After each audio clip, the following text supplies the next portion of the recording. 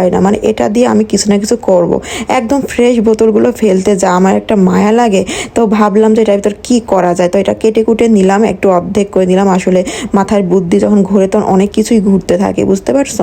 তো এই যে শাকগুলো গতকাল তোমাদেরকে রেসিপি দেখালাম না, তো ওই শাকগুলো ভাবলাম যে এত ফ্রেশ শাক, তো মানুষ তো টাকা দিয়ে টাকা করে, তো আমি কেন শাক দিয়ে শাক করতে পারবো না? তো এই শাকগুলো আমি কি করলাম দেখো, মানে পানির ভিতরে, বোতলের ভিতরে আমি সুন্দর করে এই গুঁটাগুলো, মানে শাকের গুঁড়াগুলো আর কি ডুবাই ডুবাই দিলাম।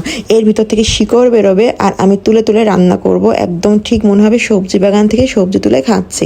তারপরে মাথায় আর এক বুদ্ধি ঘুরলো যে আরে বাবা, তা ধনে পাতাগুলো আমি কি করব, মানে এগুলো তো আমি ফেলতেই পারবো না, কারণ হচ্ছে আমার সবচাইতে প্রিয় জিনিস হচ্ছে এই তরকারি ধনে পাতাগুলো দিয়া। তো ছেলেকে নিয়ে সোজা বারান্দায় চলে আসলাম। এই আজুরের পাতাগুলো আর গাছের মাটিগুলো আমি ফেলে দেবো।